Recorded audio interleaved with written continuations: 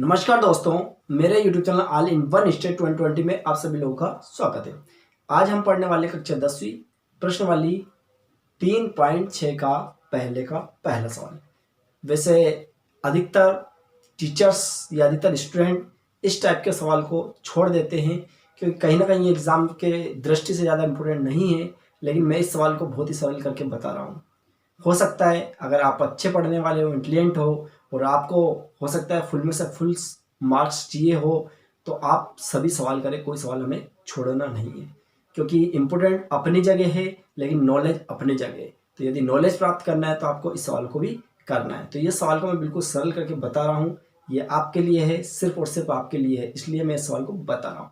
इस सवाल को बताने के बाद आपके जितने भी सवाल हैं वो सवाल आप करने का प्रयास करें, करने की कोशिश करें। यदि कोई सवाल नहीं आता है तो मुझे कमेंट में ज़रूर बताएं, मैं उसका भी वीडियो बनाकर अपलोड कर दूंगा। तो देखिएगा सवाल क्या है।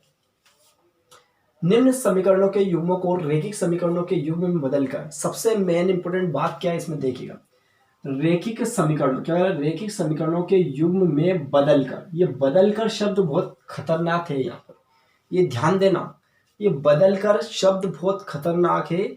यानी इस शब्द के आधार पर यह क्वेश्चन सबसे अलग टाइप से होगा। हाँ, अगर ये होता कि निम्न समीकरणों युग्मों को रैखिक समीकरण के द्वारा हल कीजिए, डायरेक्ट इसमें बोलते हैं रैखिक समीकरण हल कीजिए बस, और ये बदलकर अगर शब्द नहीं देता बदल, इस टाइप से अगर शब्द नहीं देता तो आपको टेंशन लेने की जरूरत नहीं होती। लेकिन जैसे उन्होंने बदल शब्द दे दिया, बदल करके, यानी आपको बदल कर इस सवाल को हल करना। किस टाइप से बदल कर, तो देखिएगा हम बहुत ही सरल भाषा में समझाने वाला हूं। सबसे पहले जैसे हम सवाल हल करते हैं, क्या लिखते हैं यहाँ पर, हल। जो हमारे पास दिया उसको उतार देते हैं।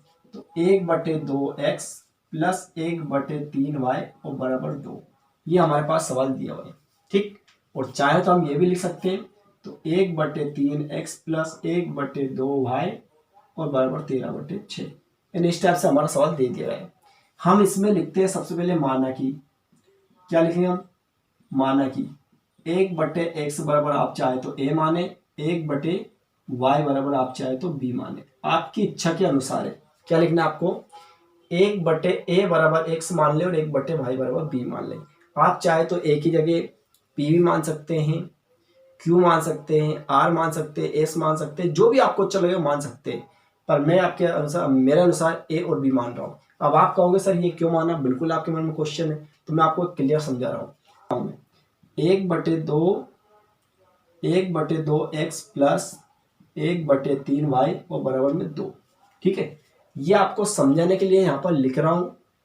आप चाहे तो डायरेक्टली लिख सकते हैं, जैसे मैंने लिखा था 1/a बराबर x, लेकिन 1/x बराबर a और 1/y बराबर b। लेकिन आपको समझाने के लिए मैं कैसे बिल्कुल एक एक बात क्लियर लेके चलूंगा। सबसे पहले क्या करें, आपको 1/2 यहाँ दिखाई दे रहा है तो 1/2 ऐसे से लिख दे, कोष्टक, क्लियर है।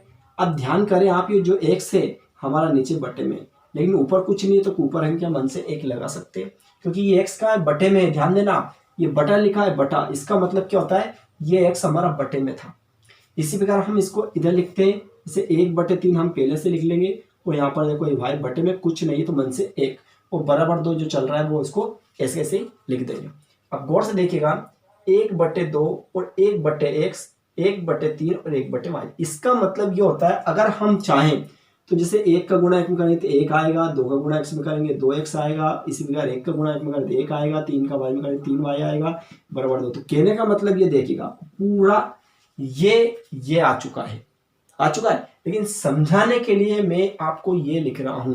बाकी इसका लिखना नहीं लिखना इसके समान है, क्योंकि इससे ये प्राप्त हो, इससे ये प्राप्त हो गया वापस से, तो कोई फर्क पड़ा क्या इस टाइप से लिखा, कोई फर्क नहीं पड़ा। फर्क अगर पड़ता तो यहाँ आपका अलग टाइप के आंसर आ जाते, अलग टाइप से कुछ ना कुछ हो जाता, लेकिन नहीं। अब आपने क्या किया, देखो इसको ही 1/x को हम क्या मान के चले, a, और इसको हम मान के चलते हैं b, जो हमने लिखा a/x बराबर 1/y बराबर b, तो आपको ऐसे मान के चलना है।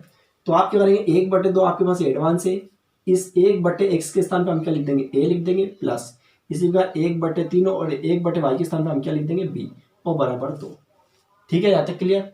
अब गौर से देखिएगा, ये जो a है हमारा नीचे नहीं है, ये ऊपर है, तो इस a को हम चाहें तो इस टाइप से लिख सकते हैं, इसी प्रकार इस b को हम चाहें तो इस टाइप से लिख सकते हैं, और बराबर जो है वो है। यानी हमारे पास समीकरण क्या बनेगा, a/2 प्लस b/3। और बराबर 2 है जो है, राइट। तो जो हमारी इतनी लंबी चौड़ी प्रोसेस करके हमारे पास ये आता है, तो आप चाहे तो डायरेक्टली यहाँ पर आप लिख सकते हैं कि a/2 प्लस b/3 बराबर ये 2, इस टाइप से लिख सकते हैं, ठीक है। यानी आपको ये करने की जरूरत नहीं है, पर सिर्फ समझाने के लिए मैंने आपको लिखा है। डायरेक्टली आप लिख सकते हैं a/2 प्लस, कैसे उसको पता चलेगा सामने वाले को कि 1/x बराबर a माना है, 1/y बराबर b माना है, तो 1/x के स्थान पे a लिख दिया, बटे 2 है तो 2 लिख दिया, इसी प्रकार 1/y के स्थान पर b लिख दिया, बटे 3 है तो 3 लिख दिया, बराबर ये 2 लिख दिया। यहां तक क्लियर? ठीक, आप क्या करते आगे देखो।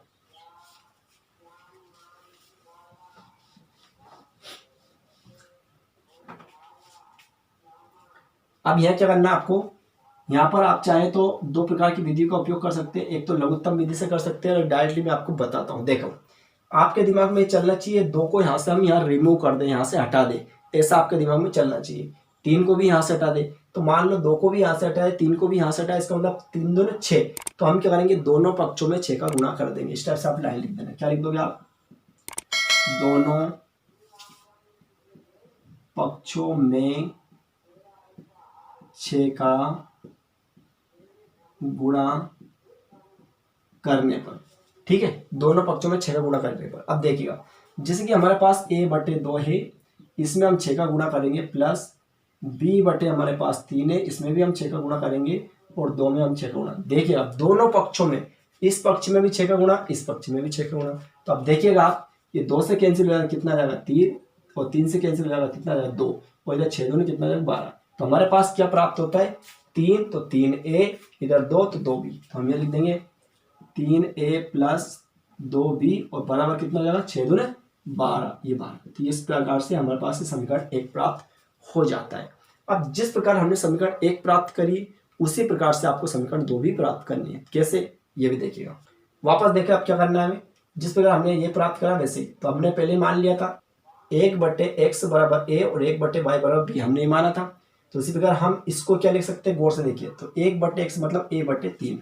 तो हम क्या लिख देंगे यहाँ पर, इसको लिख देंगे a/3 प्लस b/2 बराबर 13/6, यानी इस टाइप से हम लिख देंगे। ये तो हमारा समीकरण 1 हो गया। अब ये दूसरा समीकरण था हमारे पास, तो उसके आधार पर हमने लिख दिया, ठीक है। तो इस टाइप से आप लिख सकते हैं डायरेक्टली। या तो भैया अब क्या करना है, इसके बाद वही तरीका जो मैंने अभी समझाया था। क्या करा था आपने, दोनों पक्षों में 6 का गुणा किया था। अब यह देखिए, यहाँ से 3 हटाना है, यहाँ से 2, इसका मतलब वही दोनों पक्षों में 6 का इंटू करेंगे। तो वही लाइन आप लिख देना, दोनों पक्षों में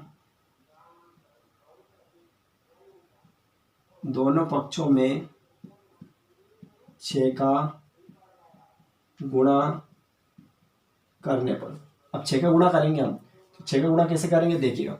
ये तरीका जो अभी बताया था जस्ट आपको, आप चाहे एक साइड लिख सकते हैं a/3, इसमें इंटू 6 का करेंगे, प्लस b/2 इंटू 6 का करेंगे, बराबर 13/6, इसमें भी 6 का गुणा करना।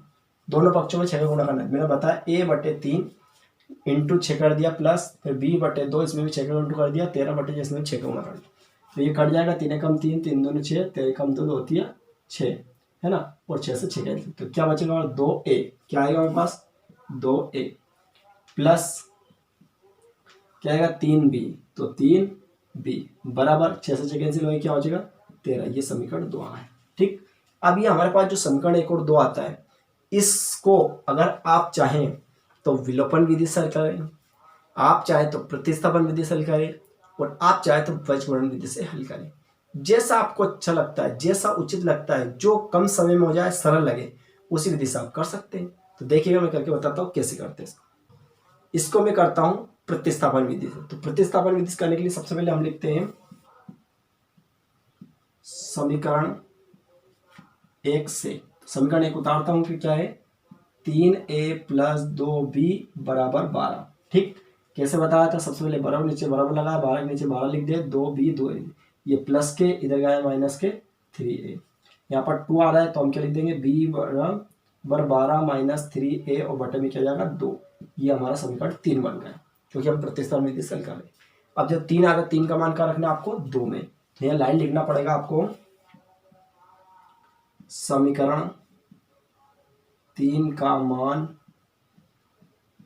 समीकरण 2 में रखने पर, इस टाइप से आपको लाइन लिखना है। क्या लिखना है? समीकरण 3 का मान समीकरण 2 में रखने पर। अब 2 क्या है? तो 2 उतारिए, तो 2 हमारे पास ये यहाँ लिख देंगे आप, 2a + 3b बराबर में 13। अब आपके जहाँ पर b है उसके स्थान पर मान उठा के रखना है। तो देखिएगा, ये 2a + 3 और ये b, तो b के स्थान पर क्वेश्चन में आप क्या लिख देंगे? जो मान 12 - 3a/2 बराबर ये 13। ठीक है, या तो क्लियर? देखिए इसके बाद क्या होगा, हो सकता है आपको नीचे नहीं दिखाई देगा तो मैं इधर करता हूँ। इसके बाद आपको करना है 2a ऐसे लिखना है, 3 का इंटू इसमें करना है। तो हम यहाँ पर इधर करते हैं, सबसे पहले 2a लिखेंगे, ठीक है, प्लस, अब देखिएगा 3 का इंटू 12 तो बढ़ती है 36, माइनस 3 का 3 में 3 तक 9a, क्या लिखेंगे? 9a, और बटन में क्या लिखा रहा है हमारे पास? 2, तो 2 लिख देंगे, और बराबर क्या लिखा रहा है हमारे पास? 13, तो 13 लिख देंगे। ठीक है, अब देखो जो मैंने अभी जस्ट आपको बताया था, मतलब ये यहाँ पर हमने दोनों पक्षों में 6 का गुणा किया था, क्यों किया था? तो इसी प्रकार देखिए इस 2 को आपको यहाँ से हटाना है, ये समझ लेना है। तो आप यहाँ पर वही लाइन लिखेंगे, दोनों पक्षों में 2 का गुणा करने पर, क्या लिखेंगे आप? गुणा। तो यहाँ लिख देना, दोनों पक्षों में 2 का गुणा करने पर। तो कैसे करेंगे? देखिए 2 का गुणा यहाँ जाकर क्या जाएगा? 4a, जब 2 का गुणा यहाँ करेंगे तो 2 से 2 कैंसिल हो जाएंगे, क्या बचेगा हमारे पास? 36 माइनस 9a बराबर, और 2 का गुणा 13 तो 13 दून 26, क्या हो जाएगा आपका? 26।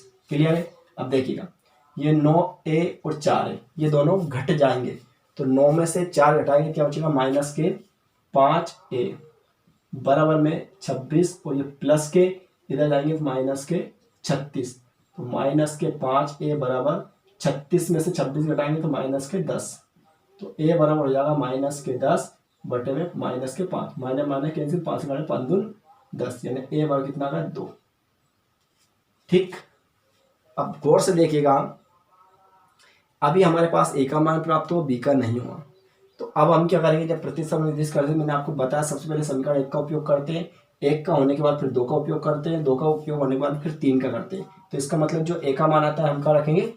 3 में, 1 में नहीं रखेंगे, 2 में भी नहीं रखेंगे, क्या रखेंगे? 3 में। तो आपको लिख देना लाइन कि a का मान समीकरण 3 में रखने पर, इस टाइप से आपको लाइन लिखना है। तो समीकरण 3 उतार देंगे, पहले क्या है हमारे पास कि b बराबर 12 - 3a/2, ये समीकरण उतार लेते हैं। फिर लिखेंगे b बराबर 12 लिखेंगे माइनस 3a, ठीक है, सॉरी यहाँ पर क्या करना है, क्या लिखना है एक बार और देखिए, 12 - 3a और a के स्थान पर हम क्या लिख देंगे? 2, और बटे में 2, तो b बराबर हो जाएगा 12 माइनस 3, 3 का 2 में 3 दून 6, क्या जाएगा हमारे पास? 6, और बटे में 2, तो b बराबर हो जाएगा 12 में 6 घटाएंगे 6 बटे 2, 2 से काट देंगे कितना हुआ? 3, इसका मतलब b बराबर कितना हुआ? 3। अब देखिएगा हमारे पास a का मान आता है, b का मान आता है, लेकिन हमें आंसर ये थोड़ी बताना, आंसर क्या बताना? एक्स वाई का। तो यहाँ तक तो आप हल कर देंगे, इसके आगे और भी करना है, क्या करना है देखिएगा। तो इसके आगे मैं बताता हूँ आपको, इधर कर देंगे, जगह नहीं है तो यहाँ लिख देंगे हम सबसे पहले चूंकि। चूंकि का मतलब हमने क्या माना था, यहाँ पर क्या दे रखा था हमारे पास कि 1/x बराबर a होता है। तो हम यहाँ लिखते हैं 1/x बराबर a, ये माना था, तो 1/x आप ऐसे लिखेंगे, है ना, a, तो a के स्थान पे कितना माना है आपका? देखिएगा 2, तो हम एक इसका स्थान 2 लिखते हैं, बटे मान से तिरछा गुणा, 2 का गुणा x में क्या है? 2x बराबर 1 का गुणा 1 में 1, तो x बराबर 1 और बटे में ये 2 पहुंच जाएगा। किस टाइप से आपका ये x का मान आ गया। फिर वापस लेंगे y का मान के लिए, चूंकि 1/y बराबर हमने माना था b, माना था, देखिएगा 1/y बराबर क्या माना था हमने? b, तो 1/y बराबर b, 1/y बराबर b, तो b के स्थान कितना लिखा? 3, बटे वापस मन से तिरछा गुणा y गुणा 3 में, तो 3y बराबर 1 का 1, तो y बराबर 1/3, यानी इस टाइप से हमारे पास ये x का मान प्राप्त होता है और ये y का मान प्राप्त होता है। ठीक है, तो मैंने यहाँ पर प्रतिस्थापन विधि से हल किया है, आप चाहें तो विलोपन से कर सकते हैं, तो भी आपके मतलब यहाँ पर a का मान 2 आ जाएगा, b का मान 3 आ जाएगा, लेकिन इस टाइप से आपके ये आगे हल करना जरूरी है। और इस सवाल में विशेष ध्यान रखना, बदल करके देता है तो आपको ये बदल कर ही ऐसे ऐसे करके आना है। अगर आप अपनी मर्जी से विलोपन विधि या प्रतिस्थापन विधि कुछ भी कर देंगे लेकिन बदलेंगे नहीं, तो वो सवाल नहीं मानेंगे कि ये सवाल सही है, क्योंकि जैसा पूछा जाता है वैसे ही आपको आंसर देना पड़ता है एग्जाम में, तभी आपको नंबर मिल पाते, अन्यथा आपको नंबर नहीं मिल पाएंगे। तो इस टाइप से मैंने बताने का प्रयास किया है। इसके आगे को और भी सवाल है जो आपको ही लगाना है। यदि कोई सवाल नहीं आता है तो मुझे कमेंट में ज़रूर बताएं, तो मैं उसका वीडियो बनाकर अपलोड कर दूंगा। आपने पूरा वीडियो देखा, मैं आई होप, मुझे आशा है कि आपने समझा भी होगा, दिमाग में आया होगा। नहीं तो एक बार और इस वीडियो को रिपीट करके देखिए, निश्चित तौर पर आपको समझ में आ जाएगा। पूरा वीडियो देखने के लिए थैंक यू सो मच।